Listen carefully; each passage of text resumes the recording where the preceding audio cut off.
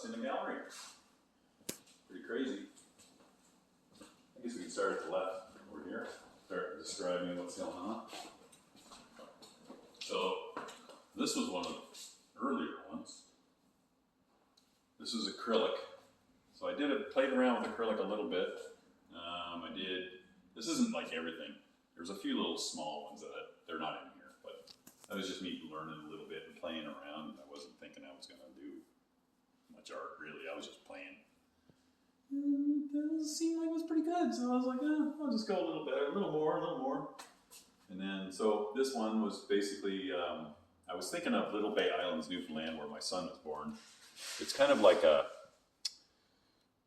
it's actually a community there, and sometimes icebergs come in, and it's on like the northern shore of Newfoundland. But it's got this cool little round bay with like some rocky islands, and it's a beautiful, perfect spot. But it's, they recently actually stopped subsidizing the island through the government. Like they had big generator stations, so all the electricity came from diesel, and so it was just too expensive. And they had a ferry that went there, and they just couldn't afford it for the amount of people that were there. There was really no industry. There was a fish plant that shut down like 10 years ago. So they just bought everybody out, paid them hundreds of thousands of dollars to leave, and now it's basically a ghost town, and it's going to go back to the beautiful place it was originally. Another one that was sort of an early one, probably done around the same time. This one, actually, what do I call it? Berg in the Bay, that last one. This one I call Spring Ice Field. So it's just like an ice field sort of thing. It's also acrylic.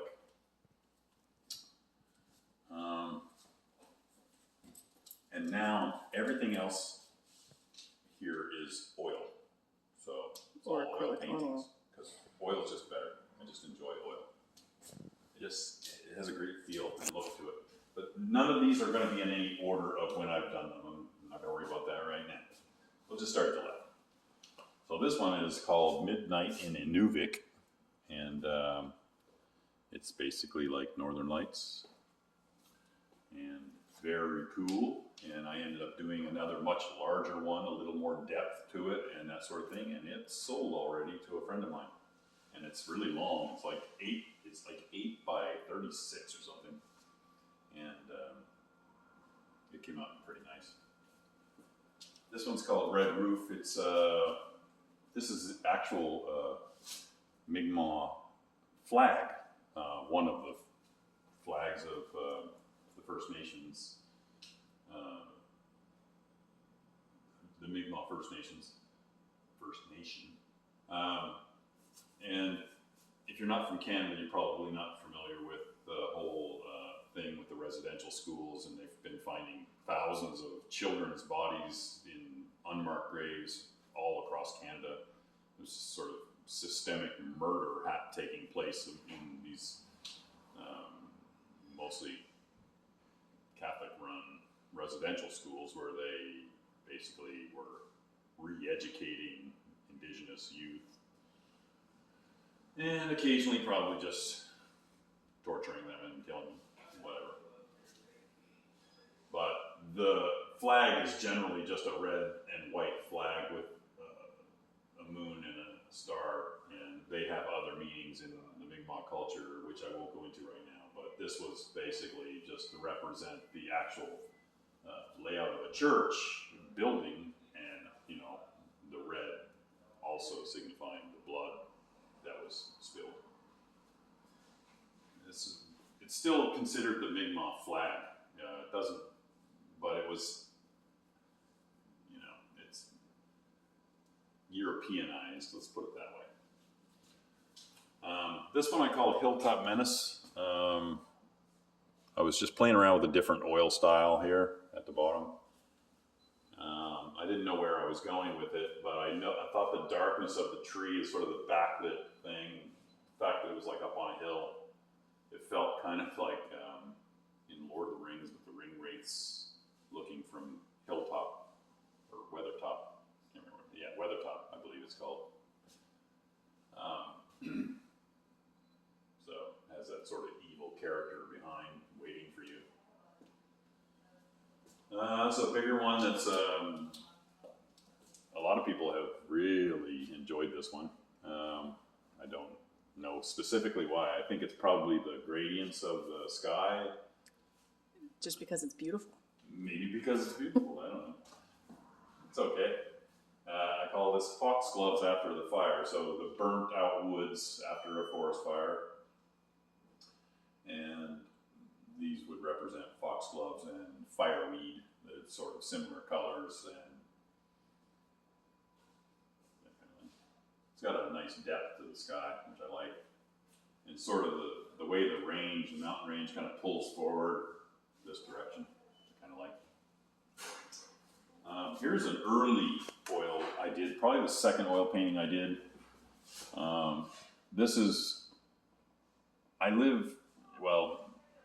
My ancestral home is in Newfoundland in a place called Journos, and it's just a brook. It's pretty small. Most places it's only like 10 feet across and 6 inches deep, and at times it's much bigger and meaner, but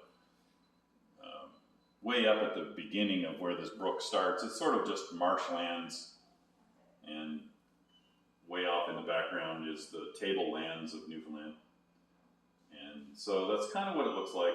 This is, loosely like what it looks like there. Sort of a more dreamy quality of what it would normally look like. And then the invasion of the purple hyacinth, or purple loosestrife, just taking over marshlands everywhere.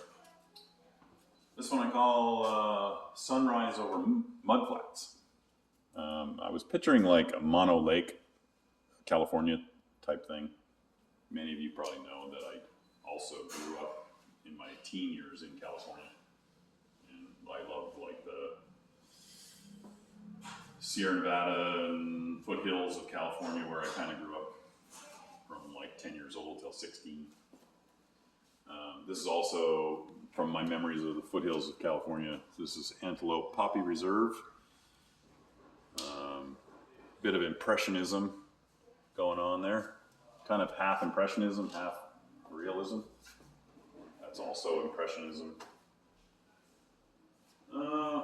Dabbling with some abstract. I'll explain this canvas. It was a little different. A lot of these were all new canvases, but this one I got at a thrift store, and it had, I wish I had took a picture of it before I did it, but it had very vaguely this layout. So these lines were sort of already there, and somebody had done some very crude attempt at abstract. It was just sort of red, lighter red, pink, and anyway, I went over it, and it also had some damage where it looked like somebody had punched it, so it had damage to their paint. And on the back side of this canvas, which I can't show you because it's still wet, I'm not going to touch it, you could see like knuckle prints in it. So what I did with the painting is I went over all the reds with more bolder red tones, and I pretty well changed all the original tones, but sort of different hazy tones.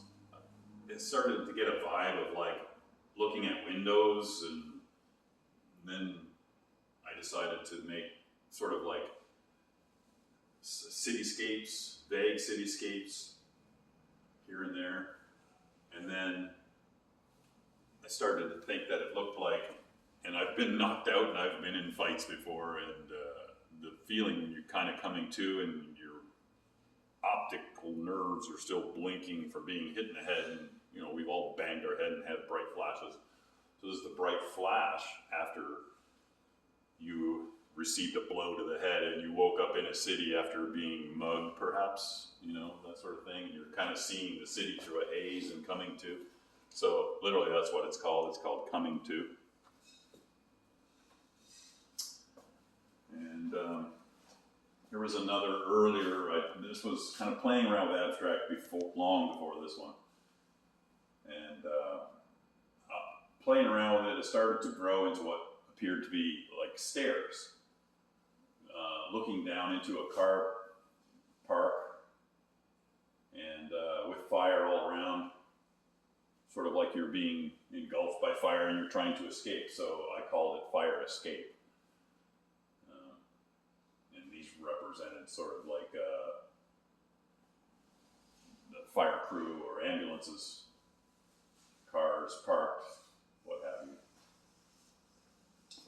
open to interpretation. Very standard landscape. I tried to get it to feel hot and dry. So I call it hot afternoon. If you've ever been in the northern boreal forest in the midsummer, like when it's very dry, just waiting for a forest fire, maybe a bit of smoke from other forest fires, you know, sort of a burned out quality, but it just feels hot. That's, you know, if you've ever been in the woods on those kind of dry days. Moving along, we have After the Storm in Annapolis, which is in a valley south of here, a couple hours. It just feels like after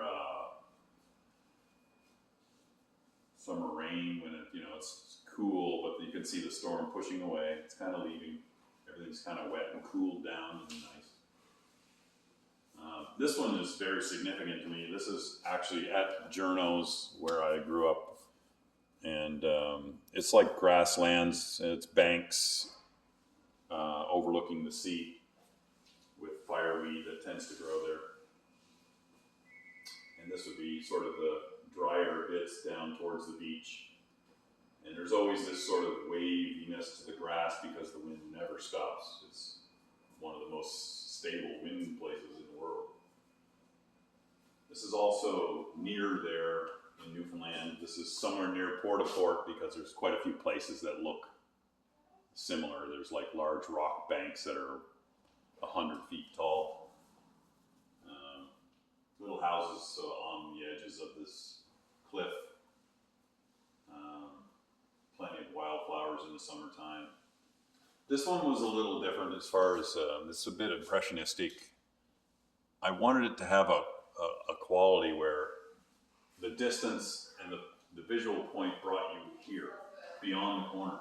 So when I painted it, it had sort of a direction to it. So it goes this way, and then it goes this way, and it sweeps around, and then it comes back around. So it has this, and then the lines in the cliff bring it back again. So it has a sort of a tubular feeling, draws you into this point around the corner, like it wants to, like you want to explore around the corner. And the colors were a little wild and crazy.